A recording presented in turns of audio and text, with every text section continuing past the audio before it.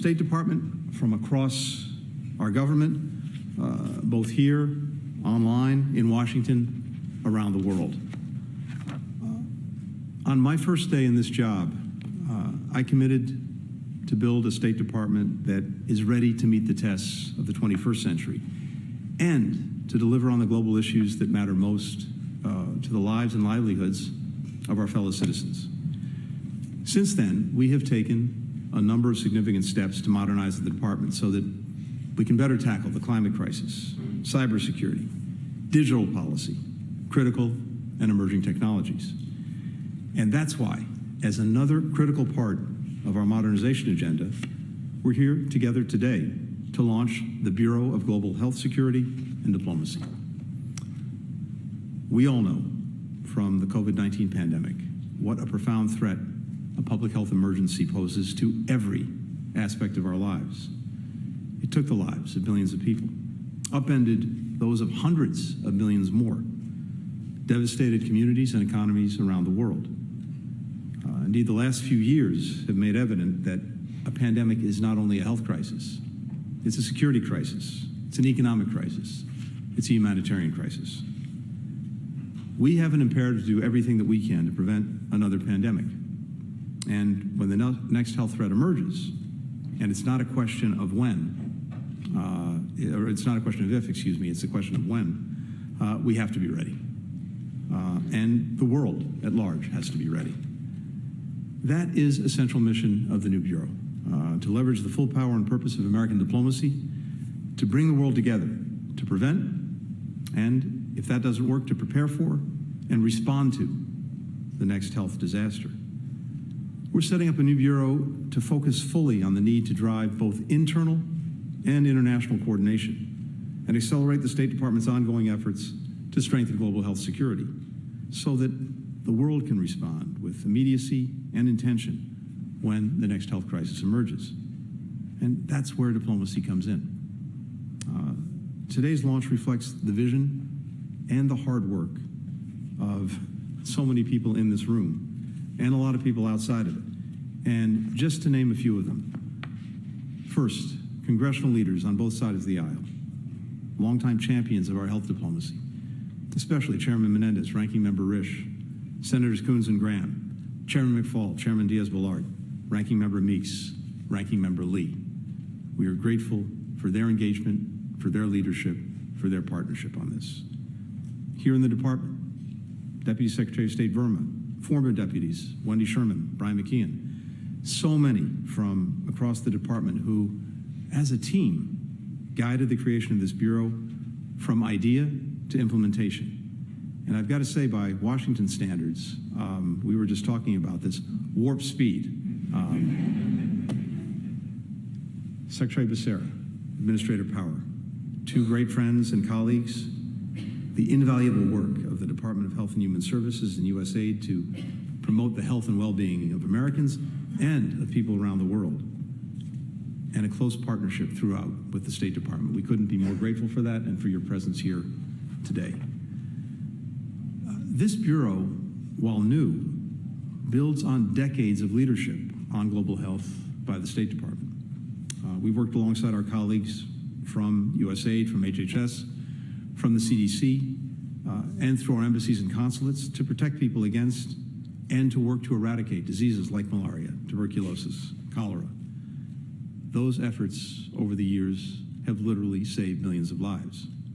But we've led on responding to international outbreaks, working with countries around the world to combat the 2009 swine flu pandemic, to counter the largest Ebola outbreak in history in 2014, and to slow the spread of Zika in 2015.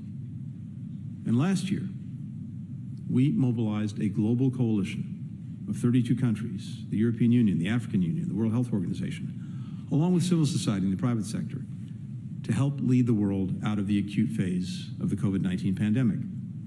In total, the United States has donated over 688 million vaccines, safe and effective vaccines, free of charge, no strings attached, in partnership with COVAX and others, to 117 countries around the world. And then, of course, there's the work of the United States and all of us here in terms of the transformational Foreign Assistance Initiative, PEPFAR. This program, created by President Bush and his administration, sustained through 4 administrations, through 10 Congresses, drawing on every part of the United States government, has directly saved more than 25 million lives, and also set up a health infrastructure that's been vital for combating not only HIV/AIDS, but also Ebola, the avian flu, and COVID-19. That includes surveillance systems to help track outbreaks, laboratories to run diagnostic tests, supply chains to transport medicines, healthcare workers to administer those medicines.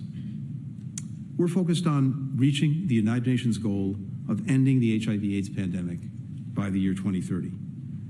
I know the congressional leaders who are with us and who are engaged in this effort, all of us today share that goal, and I look forward to working with our colleagues in Congress in the days ahead to secure a clean 5-year reauthorization for the program before it ends in September.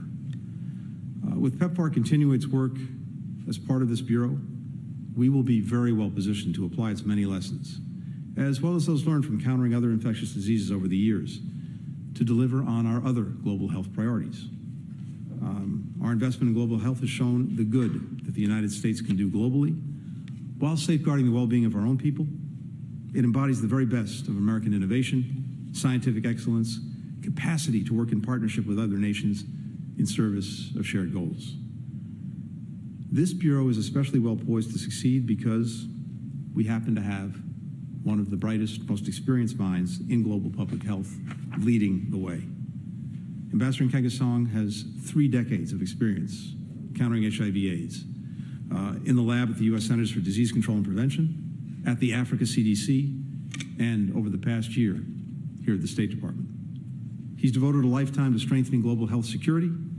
He understands the importance of American diplomacy in rallying the world around this urgent issue. And that's why we've asked him to head up the new Bureau, even as he continues his service as our Global AIDS Coordinator. Overall, the Bureau of Global Health Security and Diplomacy has 3 main functions, and let me very quickly go through them. First, to lead the United States diplomacy in strengthening the global health security architecture so that the world is better prepared to prevent, to detect, to control, to respond to infectious diseases. That includes by working with partners to modernize existing organizations like the World Health Organization so that they're more fit for purpose, and by shaping new structures like the Pandemic Fund. Second, to help leverage U.S. foreign assistance to strengthen public health systems, including labs and supply chains for vital medical countermeasures, so that we're better able to address current and future health threats alongside our national, regional, and multilateral partners. And third, to elevate health security as a core U.S. foreign policy priority through both our diplomatic engagements around the world and through our role in health security policymaking across the United States government. The Bureau of Global Health Security and Diplomacy will lead the department's work on these priorities, while also supporting other offices in the building that work on related but distinct public health issues. Strengthening global health security is and will continue to be a priority for the Department of State. With this Bureau, we'll be better positioned to share information across the building, trade lessons learned with partners, and ultimately drive action and forge a safer, more secure future for our fellow citizens and for people around the world. So that, in a nutshell, is why this is such a good day and an important day, to see this idea turn into reality, to see everyone in this room and joining us online who's been a part of this effort, and now to be able to launch what for me is a truly exciting initiative for the future of this department and for the future of our interests.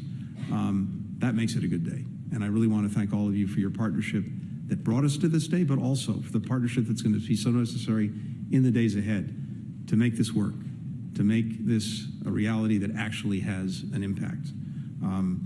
I can't think of a more important endeavor at a more critical time. And with that, it is my great pleasure to welcome the Administrator of the U.S. Agency for International Development, Samantha Power. Sam.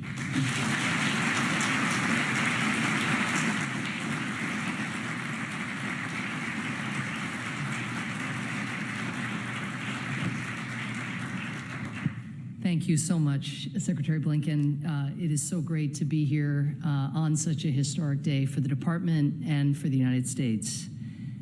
We see too often how the lessons learned during periods of crisis have a way of fading and receding from memory as the emergency itself fades.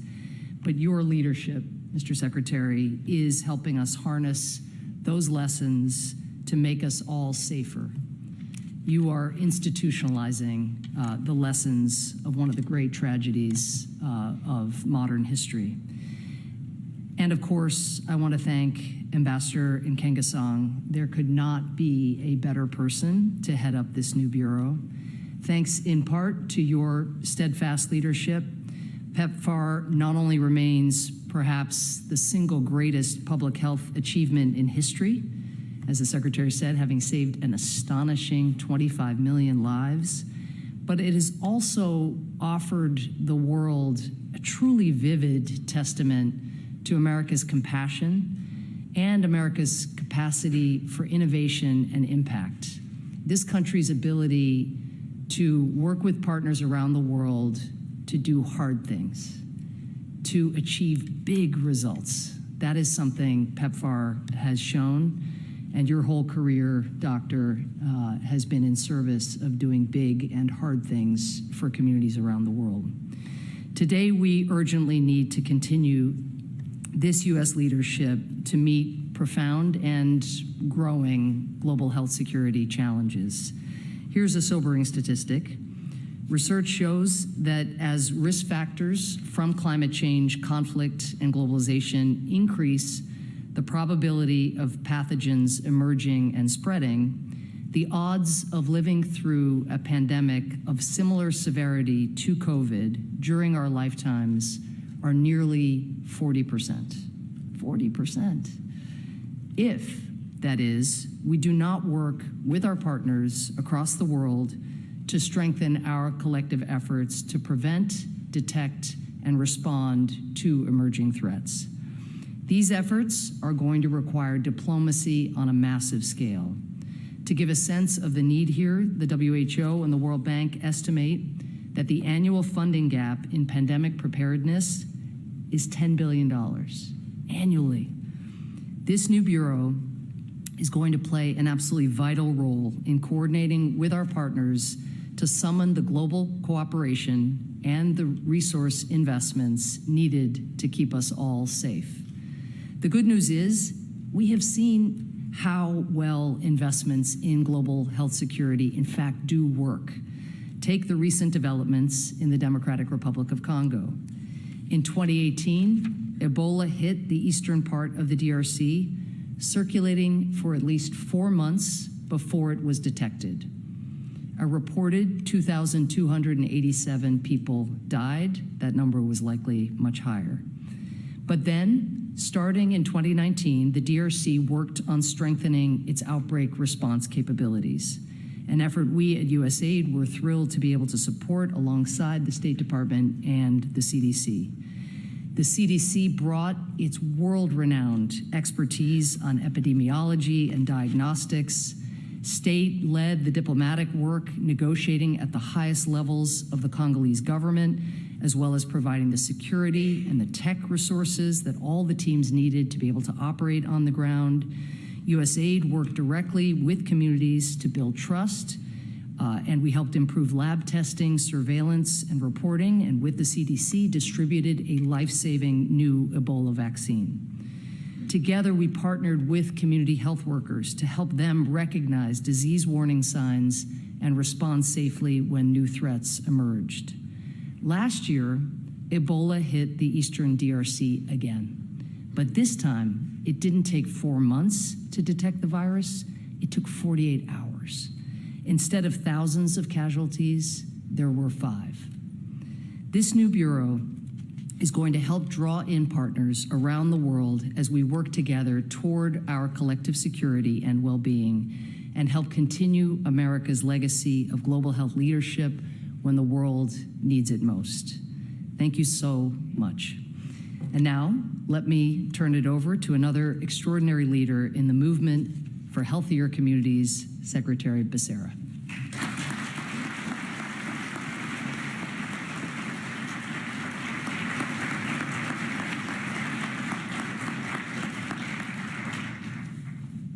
Administrator Powers, first to you, thank you very much for the work that you continue to do, not just for the American people, but certainly to project what Americans wish to do for the rest of the world. Secretary Blinken, to you and all of your team, a great thanks on behalf of not just the team at the Department of Health and Human Services, but from the American people for once again showing the world that America understands that its strength lies not just in what we do within our borders, but what we do around the world. And I have the privilege of being the last speaker before you get to see the real guy who's the showstopper. But I wanted to simply stop for a moment. What was it that Lin-Manuel Miranda said? The room where it happens. Isn't it great to be in the room where it happens? To each and every one of you who are day in, day out in the room where it happens, but no one knows, thank you for what you do. I know when I speak to my folks, whether it's helping stop the spread of Ebola or trying to make sure that we get nearly 700 million COVID vaccine shots in the arms of Americans, you're not going to be on the headline, but you were in the room where it happens. And I think Ambassador Kingson is going to definitely be in the room where it happens. And so it is great that we put our best foot forward. What a difference a pandemic makes. To get people across the globe to recognize that no one is safe until everyone is safe. To recognize that you could be rich, but you can still die of some little bug you can never see. What a difference a pandemic makes to make us realize that we have to do this together, globally. Health transcends borders, economies, security, ways of life rise and fall based on health. And I am proud that we can say here in America, we recognize that our economy, our security, our way of life is tied intrinsically to that of everyone else in the world. And so our technology, our expertise, our wisdom, our resources belong to them as much as they belong to us if we want to continue to thrive. And I know, like you, I get asked the question often about the U.S. Are we really back? Are we in this game? Are we serious? Are we here to stay? Because there is an anxiety, an apprehension if we don't. And so I think the answer to that question is being given today. We are putting our best foot forward. At the Department of State, you will have someone leading in that effort to make sure that people understand that health transcends borders. And in placing someone like Ambassador Kingson at the helm, we're sending a very clear message to the world that we understand that their economy, their security, their way of life, like ours, requires us to put our best at the front. And so as we let Ambassador Kingson be in the room where it happens, I simply say to him, as Lin-Manuel Miranda said, don't miss your shot.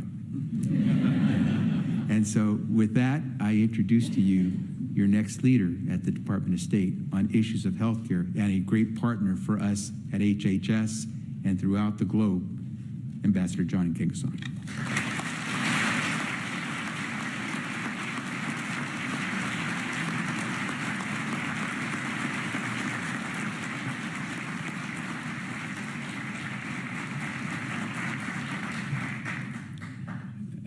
Good morning, or what a tall order to be in the room.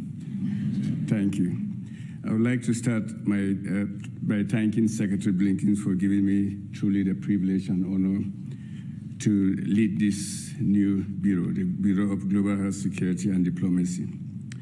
Secretary Blinken, your vision for this bureau inspires all of us at the department. From day one, I remember stepping into your office on day one, and your priority number one was for this bureau to be established. So thank you for the honor and the privilege.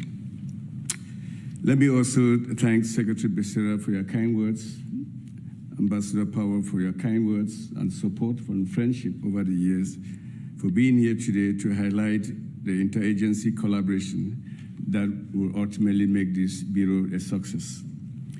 The creation of this bureau comes in the wake of one of the most devastating pandemics in the world's history. I can only think of 1918 during the Spanish flu. This pandemic, we all know, has claimed more than 20 million lives, including over 1 million here at home. The U.S. economy has lost trillions of dollars, and even more so across the world.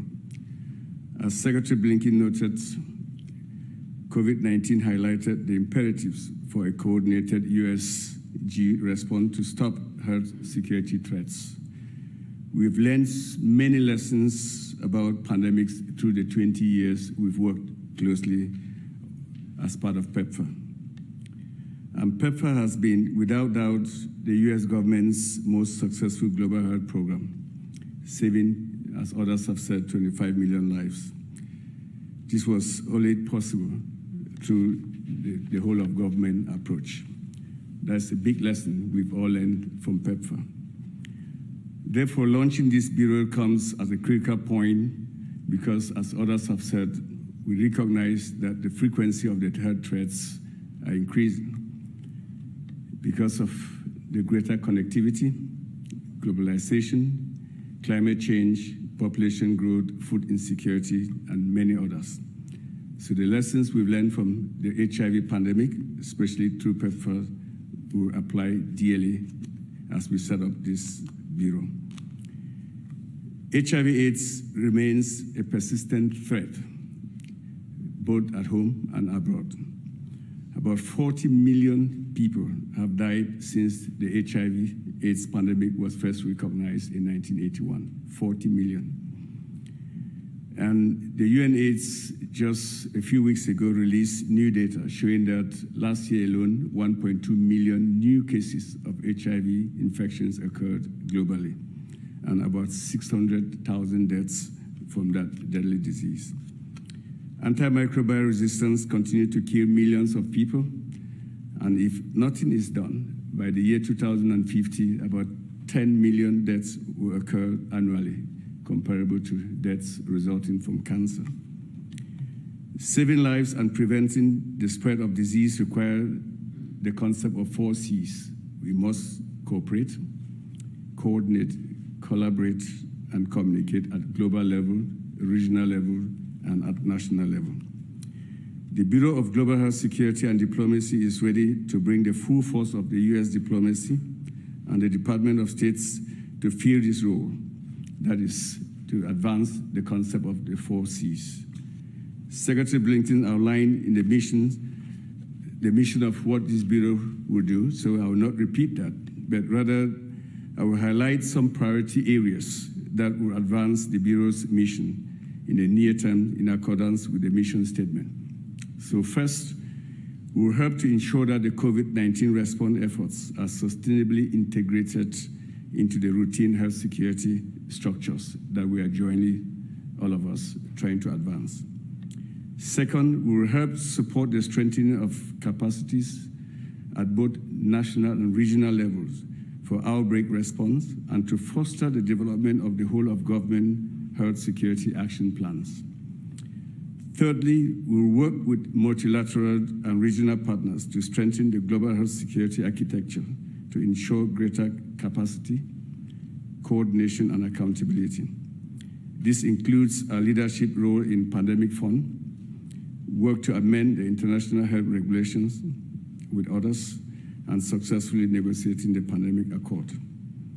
Fourthly, we will ensure that health diplomacy is part of the DNA of the State Department's workforce. Our Bureau will work with State Department staff, other agencies and departments staff across the world to ensure our institution that we institutionalize health diplomacy. And lastly, PEPFAR must succeed in our mission to control HIV in key priority countries or our partners' countries. We will focus on the goal of ending HIV/AIDS as a public health threat by the year 2030. In that spirit, I truly look forward to working with all of you to achieve a clean 5 years PEPFAR reauthorization, as Secretary Blinken has highlighted. As part of this enduring commitment that is to end HIV/AIDS as a public health threat, let me today announce the launch of a new initiative that PEPFAR wants to put forward, which is called the Safe Birth and Healthy Babies, a new PEPFAR initiative that will work on the collaboration with Senator William Cassidy and a group of bipartisan members of House and Senate. The Safe Birth and Healthy Babies will bring HIV-positive women who do not feel sick but might be what they need most. That is, it is comprehensive, reliable maternal care. On the back of PEPFAR-supported HIV testing and treatment programs, this initiative will deliver clinical interventions to address the major drivers for delay in care and major causes of maternal mortality.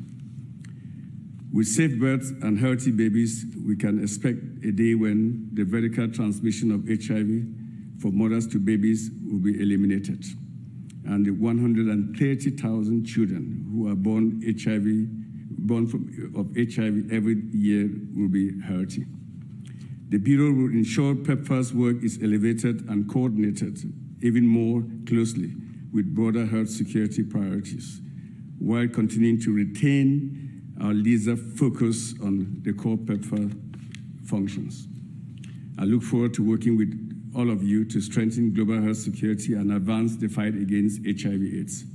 We need you, our international partners, now more than ever before to fulfill the promise of the new Bureau of Global Health Security and Diplomacy. Thank you, Jim.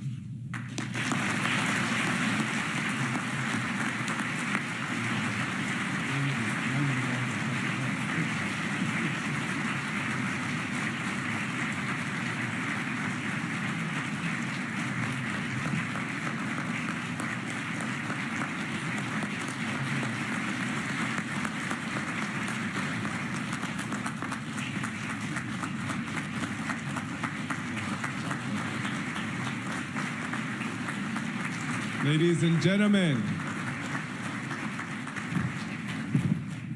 and gentlemen, at this time, we ask that members of the Global Health Security and Diplomacy Bureau come on stage for a photo with Secretary Blinken, and we ask that all guests who can make their way to the exhibit hall for a light reception. Thank you.